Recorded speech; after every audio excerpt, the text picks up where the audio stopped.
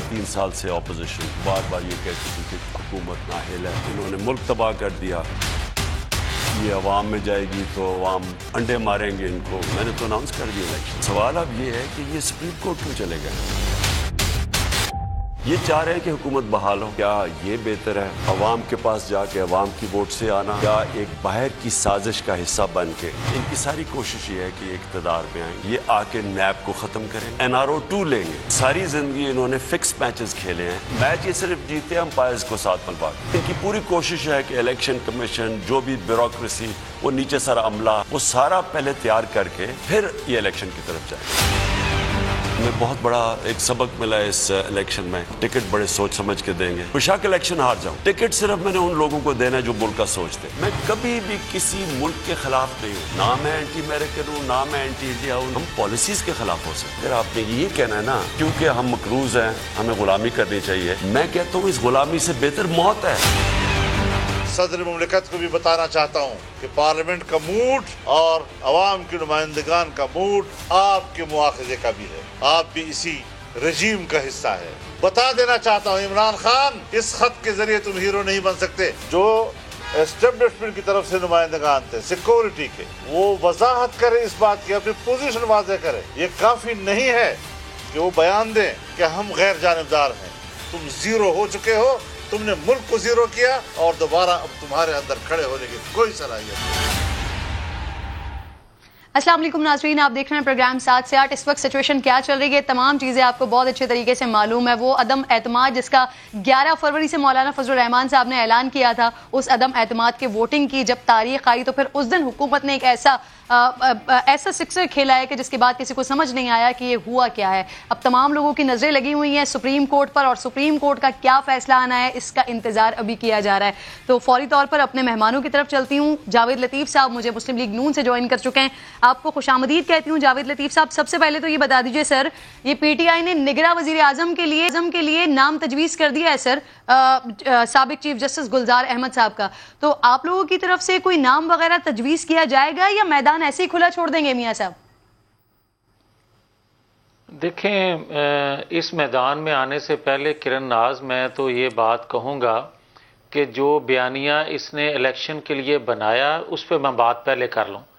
बात यह है कि आपको याद होगा कि जब मुशर्रफ को हटाया गया तो 4 दिन ये बात चलती रही कि परवेज़ मुशर्रफ को मारने के लिए त्यारा जो था वो उसको उतरने नहीं दिया गया किसी एयरपोर्ट पर, जिसकी वजह से 350 लोगों की जिंदगी खतरे में पड़ गई और वो किसी वक्त भी क्रैश हो सकता था। उसमें पेट्रोल खत्म हो गया था, मर जाना था सबने। और घरों में लोग ये बातें करते रहे, खास तौर पर किरण खवातीन, हमारे घरों की खवातीन कहती रही कि अगर मुखालफत थी परवेज मुशर्रफ से तो वो तो ठीक थी नवाज शरीफ की, मगर इतने लोगों को की जिंदगी खतरे में डाल दी। और कुछ दिनों के बाद लोग उस सकते से बाहर आए कि ये साजिश हो गई है, उल्टी नवाज शरीफ के खिलाफ साजिश हो गई है। तो आज जो मासूफ बात कर रहे हैं, खारजा पॉलिसी हो या आइन से खलवाड़ हो, लोग सकते में हैं ये बातें सुन के। कुछ लम्हों के बाद, कुछ दिनों के बाद जब हकायक लोगों के सामने आएंगे तो ये मुंह दिखाने के काबिल नहीं रहेगा जो इसने खारजा पॉलिसी से किया, और जो एक वर्दी वाला आइन से खलवाड़ ना कर सका वो खलवाड़ इसने अपने डिप्टी स्पीकर से करवाया। आप मुझे ये बताएं कि अगर ये खिड़की बंद ना होगी, आप सवाल कर रही हैं कि निगरान प्राइम मिनिस्टर का, निगरान सेटअप का, सबसे पहले तो जरूरी ये है कि आइन को तोड़ने वाले जो हैं वो कटहरे में आए। सबसे पहले तो जरूरी ये है कि अगर एक सिविलियन वो खिड़की आइन की खिलाफवर्जी की खोल देगा तो फिर मुझे ये बताएं, आइंदा तो कोई बरसरे इक्तदार जो होगा कभी भी उसके खिलाफ कोई तसव्वुर नहीं कर सकेगा। वो आर्टिकल सही है। अच्छा मियां साहब देखिए, एक आम तासुर तो यही है कि आइन की खिलाफ वर्जी करते हुए हुकूमत ने आर्टिकल 5 के तहत ये करारदाद ही मुस्तरद कर दी। लेकिन सर, अगर सुप्रीम कोर्ट की तरफ से जो इंतजार किया जा रहा है फैसले का, तो अगर सुप्रीम कोर्ट का फैसला जो आता है वो आपके मुताबिक आपके हक में ना हो सर, तो फिर उसके बाद आपके पास क्या ऑप्शन है, उसके बाद क्या करेंगे? नहीं किरण, मैं हक की बात नहीं कर रहा, मैं तो आइन की बात कर रहा हूं। आप मुझे बताएं कि जुल्फकार अली भुट्टो आज के दिन अदालती कत्ल हुआ था उनका 4 अप्रैल को, और फिर 20 साल बाद लोगों ने एतराफ किया कि वो अदालती कत्ल था।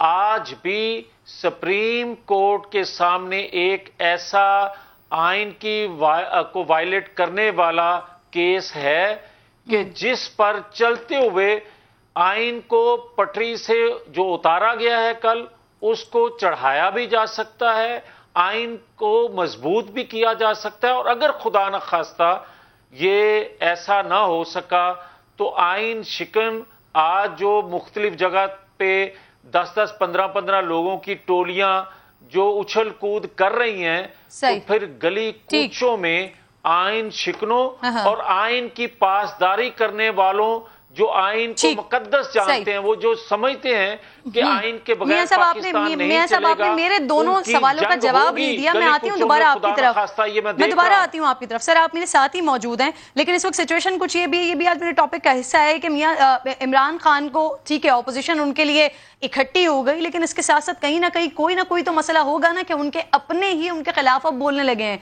उनके बहुत से ऐसे साथी जो उनको पहले समझाते रहे, अब दबे लफ्जों में कुछ समझाने की कोशिश करते रहे, लेकिन अब कुछ ऐसा खुलकर सामने आना पड़ रहा है। आज अलीम खान साहब ने भी एक बड़ी प्रेस कॉन्फ्रेंस की है, धुआंधार प्रेस कॉन्फ्रेंस की है, और उसमें उन्होंने कहा है कि मैं बार बार आपको पैगामात भेजता रहा, लेकिन उसके बावजूद भी नहीं सुनवाई हुई। और कहते हैं साथ साथ ये भी कि अगर मेरे जितनी वफादारी कोई आदि भी साबित कर दे तो फिर आके साबित करे इस बात को। सुनिए जरा अलीम खान साहब ने क्या कहा है, फिर इस पर जरूर बात करते हैं अपने मेहमानों से, और पीटीआई के लोग जो होंगे उनसे डिस्कस जरूर करेंगे कि आखिर कहीं ना कहीं तो कोई गड़बड़ हुई है ना, कि आपके अपने लोग ही अब खुलकर सामने आ रहे हैं।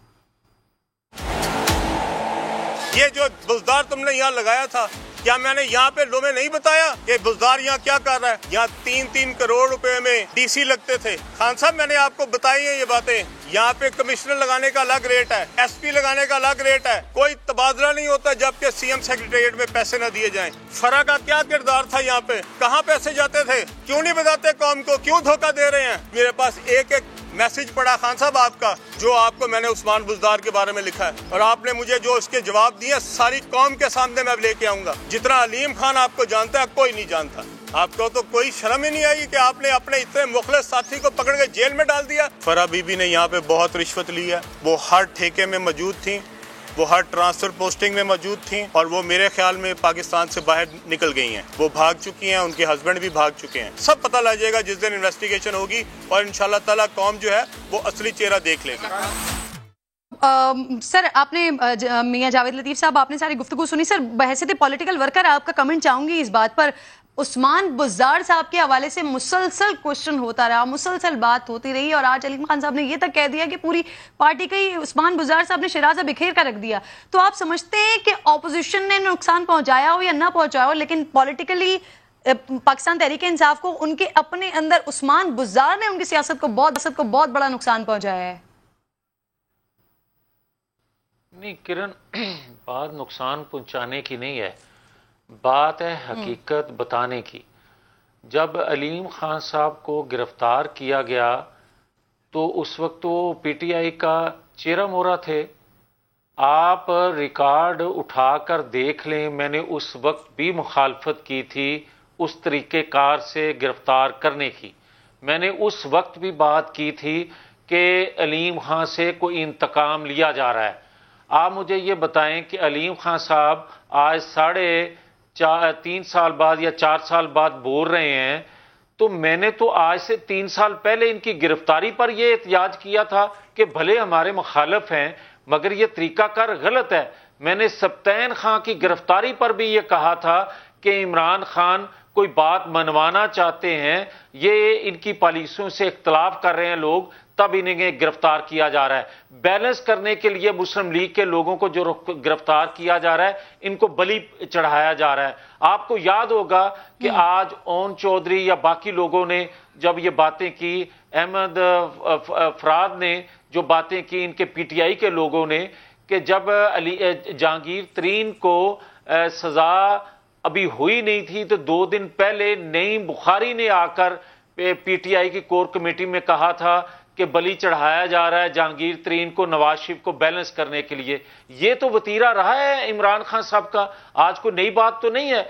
मगर मैं ये जरूर करीम आपको बताऊंगा कि बेशुमार लोग हैं जो ये सरकारी अम्ब्रेला हटने की देर है, जो हकायक कौम के सामने लोग लेकर आएंगे। ये तो अभी तकड़े लोग हैं, चौधरी सरवर ने कल बात की, या ओन चौधरी बात करेंगे। अच्छा सर, मुझे ये भी बताइए, मियां साहब ये भी कहिए, अलीम खान से आज इसी प्रेस कॉन्फ्रेंस में जब उनके मुस्तकबिल के हवाले से, सियासी मुस्तकबिल के हवाले से सवाल हुआ है, तो उन्होंने कहा अल्लाह बेहतर करेगा सर। इसके अलावा फिर अपने वोट के हवाले से भी कह रहे थे कि वोट देने के बाद वो 2 दिन बाद मुस्ताफी हो जाएंगे।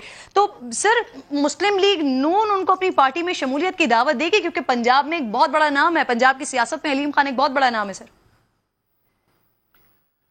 देखें किरण, किसी ने सियासी फैसला तो अपनी मर्जी से करना होता है, किसी को मजबूर नहीं किया जा सकता।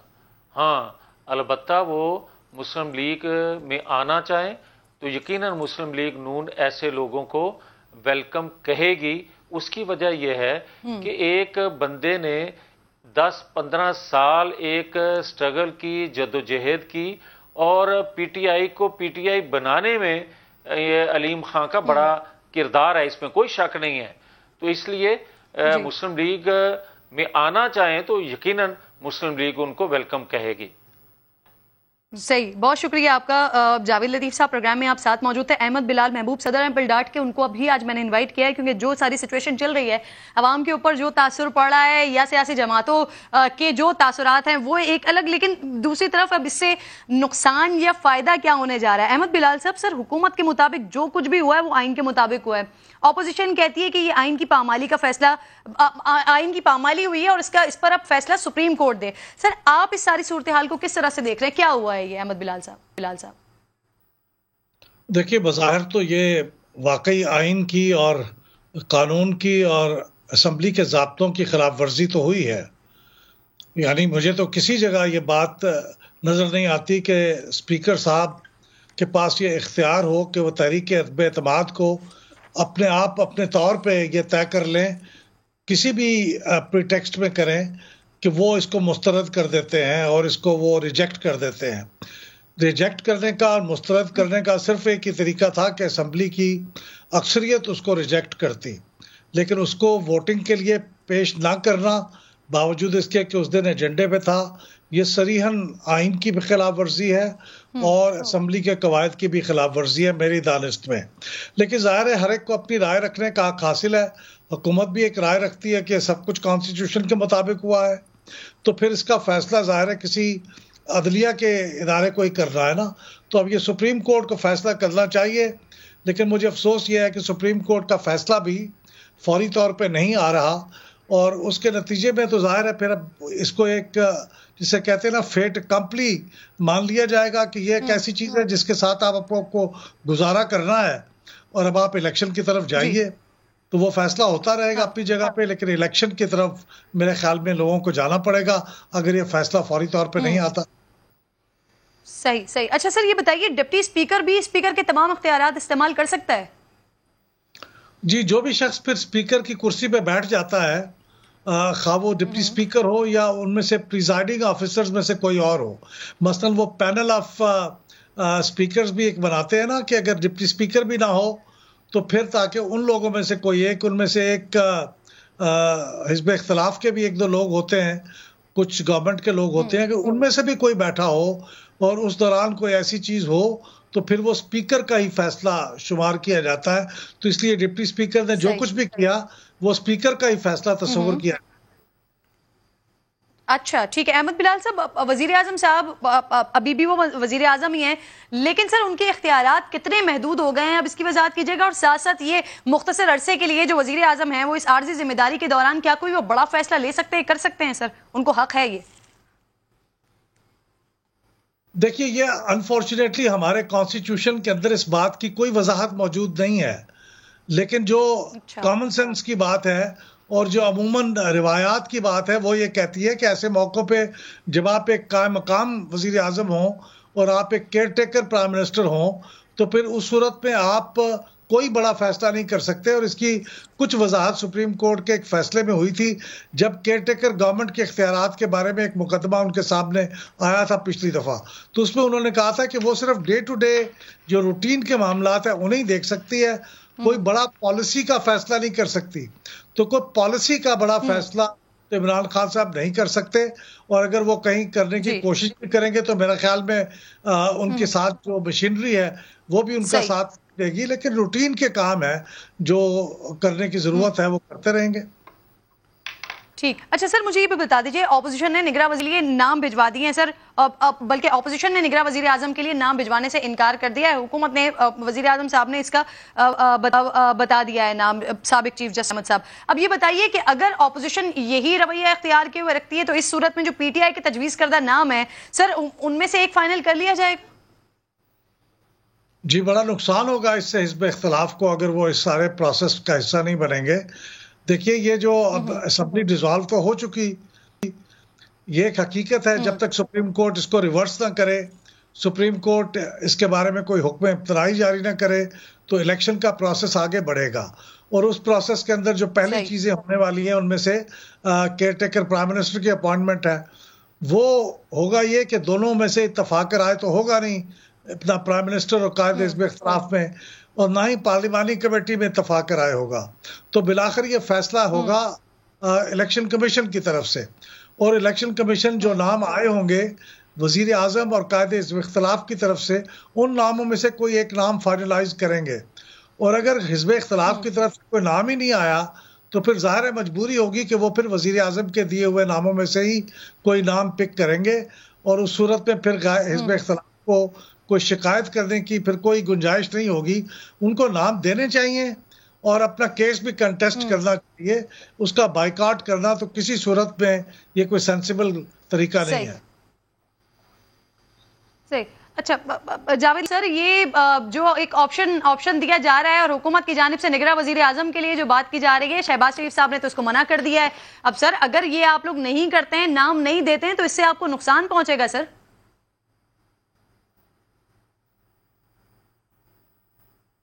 जावेद लतीफ साहब।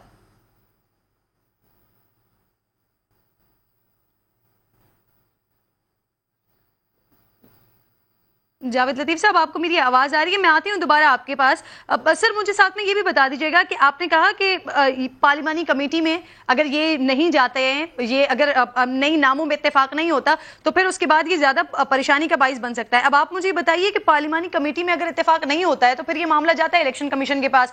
इलेक्शन कमीशन कितने दिनों में पाबंद होगा कि निगरान वजीर आजम का सर इंतखाब करे, तकर्रुर करे? कितने दिनों में पाबंद होगा इस बात का?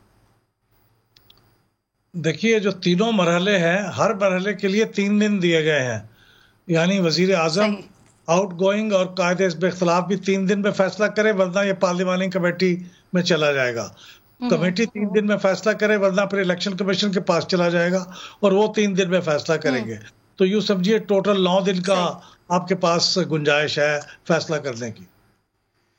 ठीक है। अच्छा सर, पाकिस्तान तहरीक इंसाफ की हुकूमत का, पाकिस्तान तहरीक इंसाफ का ये दावा है कि इस सारे प्रोसेस में, इस सारे अरसे में उनकी मकबूलियत का ग्राफ बहुत ज्यादा बढ़ गया और वो इसी बात पर बड़े खुश होकर, बड़े एक्साइटेड होकर अब वो इलेक्शन की तरफ जाना चाहते हैं।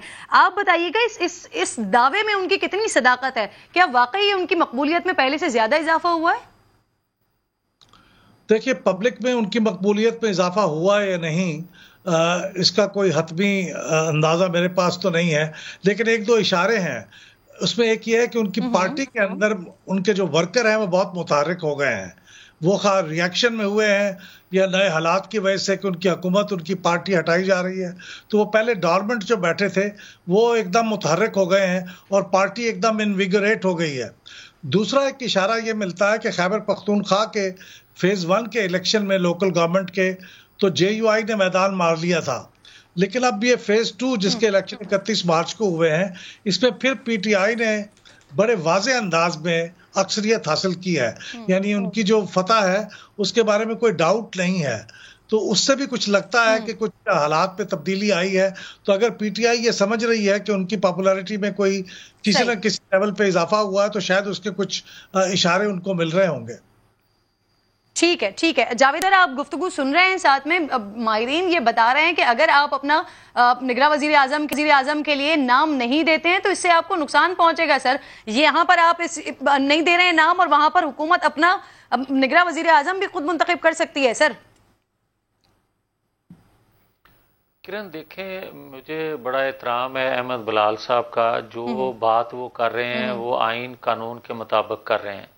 मैं जो बात कहने लगा हूँ, बड़े अदब से गुजारिश ये है कि एक शख्स आइन तोड़ता है तो उसके बाद मेरी या हमारी लोगों की, मेरे जैसे लोगों की या हमारी जमात की जद्दोजहद तो थी आइन कानून की बालादस्ती की। वो वर्दी वाला तोड़ दे या बगैर वर्दी वाला तोड़ दे, आप क्या ये तरीका है भाई कि वर्दी वाला तोड़े तो आर्टिकल 6 लगे या मुतालबा करें हम लोग, और अगर बगैर वर्दी वाला वही काम कर दे तो आप कहें कि जनाब इसकी तशरीह करवा लेते हैं। कौन नहीं जानता, ये बात दुरुस्त कह रहे हैं सर, ये तो सुप्रीम कोर्ट ने तय करना है ना, देखें ये तो सुप्रीम कोर्ट ने तय करना है ना मियां साहब। लेकिन मैं तो आगे की बात कर रही हूँ। अगर आपने इलेक्शंस की तरफ जाना ही है, वो चाहे सुप्रीम कोर्ट की तरफ से जो भी वजाहत आ जाती है इस बात पर सर, फिर अगर आप लोगों ने जाना है तो आगे अगर आप अपने निगरान वजीर आला के लिए, वजीर आजम के लिए नाम ही नहीं देंगे तो जो हुकूमत ने नाम दिए हुए उसमें से कोई इंतखाब हो जाना है सर। फिर उसका मतलब ये हुआ कि जो भी बुरा हो रहा है होता रहे, हम हिस्सेदार बन जाएं, और कल को फिर हम ये बात करें कि इलेक्शन चुराए गए। आप मुझे ये बताएं कि बात ठीक कह रहे हैं अहमद बलाल साहब कि जो प्रोसीडिंग हुई कल असेंबली में, जो पैनल पे होते हैं लोग, वो भी जो चेयर करते हैं, वो जो स्पीकर रूलिंग देता है वही इख्तियार उनका पास होता है। मगर आप ये बताएं कि कल जो कुछ हुआ, ये अहमद बलाल साहब भी इससे इनकारी नहीं हो सकते। कोई पाकिस्तान का जी शौर बंदा जो कानून को थोड़ा बहुत भी समझता है, वो इस बात से इनकारी नहीं हो सकता कि कल आइन तोड़ा गया है। कल जो कुछ सर वैसे कल जो हुआ, और आपने कहा जो हुआ वो नहीं होना चाहिए था, उस बात से मुझे याद आया मियां जावेद लतीफ साहब, बिलावल भुट्टो जरदारी साहब ने एक ट्वीट किया और उन्होंने DGISPR से वजाहत मांगी कि जो कौमी सलामती कमेटी का जो इजलास हुआ था उसके अंदर क्या 197 लोगों को गद्दार करार दिया गया था, और अगर गद्दार करार दिया गया था तो फिर वो इस बात की वजाहत दें, वो जरा इसको क्लियर करें। तो सर बिलावल भुट्टो को वैसे ये सवाल DGISPR से करना चाहिए था, वो भी एक ट्वीट के जरिए सर। बिल्कुल बनता है उनका, इसलिए बनता है कि आप देखें नेशनल सिक्योरिटी काउंसिल के हवाले से जो इमरान खान बात कर रहे हैं, आप मुझे ये भी बता दें कि जो बयानिया एक बंदा सियासी आप लोग मुसलसल अपने स्टेजेस पर कहते रहे कि न्यूट्रल रहें, न्यूट्रल रहें, न्यूट्रल रहें, आज अपने सियासी मसाइल के हल के लिए आप लोग ट्वीट करके कह रहे हैं कि सर वजाहत दें। नहीं, जो रेलेवेंसी बनती है उसकी वजाहत मांग रहे हैं। वो ये है कि इमरान खान ने कहा था कि ये खत मैंने शेयर किया है आर्मी चीफ से। हम वो बात पूछ रहे हैं कि उस खत की आप तस्दीक कर रहे हैं, नहीं करते, या उस पे इन्वेस्टिगेशन क्या हुई। उसके बाद आपने देखा कि आर्मी चीफ साहब का जो स्टेटमेंट आया कि हम अमेरिका से हमारे अच्छे तल्लुकात हैं, हमारी तजारत है उनसे। आप एक तरफ आपके अदारे ये बात कर रहे हैं और अगले दिन जो चीफ एग्जीक्यूटिव है वो बात कुछ और जावेद लतीफ साहब, वैसे बड़ा अजीब सा मामला है सर। अगर वो आपके हक में बात करेंगे तो फिर दूसरी तरफ से ये कहा जाएगा कि जी वो सियासत कर रहे हैं, और अगर आपके खिलाफ कोई बात हो जाएगी तो फिर आप कहेंगे कि जानिबदारी का मुजाहरा करें सर। अगर वो कहीं भी केस पर बात हुई है तब भी आप लोग कहेंगे, नहीं कहें तब भी बात होगी सर। नहीं किरण, आप जो बात कर रही हैं ये ज्यादती आप लोग कर रहे हैं। मैंने कब डिमांड की है कि मेरे हक में कोई बयान दे तो वो अच्छा है। मैं तो ये आज भी कह रहा हूं कि अदारों को न्यूट्रल रहना चाहिए, मगर क्या अदारों से जो खलवाड़ कर रहा है, जो आइन की पासदारी नहीं कर रहा, तो फिर आइनी अदारे हैं ना, आइनी हदूद में रहते हुए आइन का जो तशरी है या आइन के मुताबिक जो रोल उनको अदा करना है, क्या करना नहीं चाहिए? क्या एक बंदा जो है वो खुद ही बन जाता है वजीर आजम और उसके बाद कहता है कि कल डी चौक में एहतजाज होगा और उसमें मैं भी शरीक होऊंगा? भाई आप हुकूमत में भी हो, आपके पास इख्तियार भी है, वसाइल भी आप हुकूमती रखते हो और बिल्कुल आप सही कह रहे हैं सर, लेकिन मैं जो कह रही थी, मैं उस बात को दोबारा वाज़ेह करना चाहती हूँ। मैं ये कह रही थी कि 197 अगर वो कहते हैं कि हाँ जी वो इन्वॉल्व थे, ऐसी कोई बात हुई इस मीटिंग में, तो वो लोग जो दूसरी जो आपकी ऑपोजिशन है, जो हुकूमत के लोग हैं, वो कहेंगे कि जी वो सियासी मामलात में फिर इस बयानियों को उछालेंगे। इसी तरीके से अगर उन्होंने कह दिया कि नहीं थे इन्वॉल्व तो फिर आप लोग उछालेंगे, तो फिर सर ये सियासी बयानबाजियों में होगा ना। अहमद बिलाल साहब सर अहमद बिलाल साहब कुछ कहना चाह रहे हैं, सर कह दीजिए, मुझे ब्रेक लेना है। जी मियां साहब मैं लास्ट वर्ड लूंगी आपका। मियां साहब फरमा रहे हैं उसके अंदर एक वजन इसलिए है कि ये फैसला हुआ था नेशनल सिक्योरिटी कमेटी में, और नेशनल सिक्योरिटी कमेटी में तीनों फोर्सेस के सरबराह भी होते हैं और chairman joint chief staff committee भी होते हैं। तो उनको नाम इस्तेमाल किया गया ये कहने के लिए कि उन्होंने इसके ऊपर मोहर लगा दी है इस साजिश के ऊपर। तो उसकी वजाहत तलब कर रहे हैं बिलावल साहब कि क्या आपका जो नाम इस्तेमाल किया जा रहा है क्या ये दुरुस्त है? इस सेंस में मेरे ख्याल में वजाहत मांगना उनका दुरुस्त है। और सर वो ये फिर इस तरह से डिबेट ना होती ना, अगर कौमी सलामती कमेटी में बुलाया गया था वहां पर चले जाते तो शायद इस तरह से डिबेट ना होती, सारी की सारी चीजें क्लियर हो जाती, दूध का दूध और पानी का पानी हो जाता। जावेद लतीफ साहब आप लास्ट वर्ड ऐड करना चाह रहे हैं? सर मुझे ब्रेक लेना है। नहीं किरण किस्ता, आप 10 मिनट पहले आप अपोजिशन लीडर को बुला रहे हैं और खुद आना पसंद नहीं फरमा रहे, वहां जो इल्जाम है, वो जो इल्जाम लगा रहा है वो खुद आना भी पसंद नहीं कर रहा, तो कौन जाएगा भाई उसकी मीटिंग में? फिर दूसरा मुझे ये बताएं कि क्या पाकिस्तानी कौम को अंदाजा नहीं है कि जिस खत को जवाज बनाकर आप अपोजिशन की अदम एतमाद की तहरीक को खत्म करने जा रहे हो, क्या इसकी हकीकत है? क्या इस बुनियाद पे आप जो है 25 दिन उसकी प्रोसीडिंग होती रही, प्रोसेस भी होता रहा सारा जो अदम एतमाद का है, और एंड पे जब आपके पास गिनती पूरी नहीं हुई तो आपने कह दिया उस खत को जवाज बना के उसको खत्म कर दिया, और अगर गिनती पूरी हो जाती तो फिर आलमी साजिश कहां जाती? भाई बात तो ये है असल में। सही, ठीक। जावेद साहब बहुत बहुत शुक्रिया सर, प्रोग्राम में आप साथ मौजूद थे। अहमद बिलाल साहब आप भी साथ मौजूद थे। प्रोग्राम का वक्त अपने इख्तिताम को पहुंचा, इंशाल्लाह मुलाकात होगी आपसे कल। अपना ख्याल रखिए, अल्लाह निगहबान।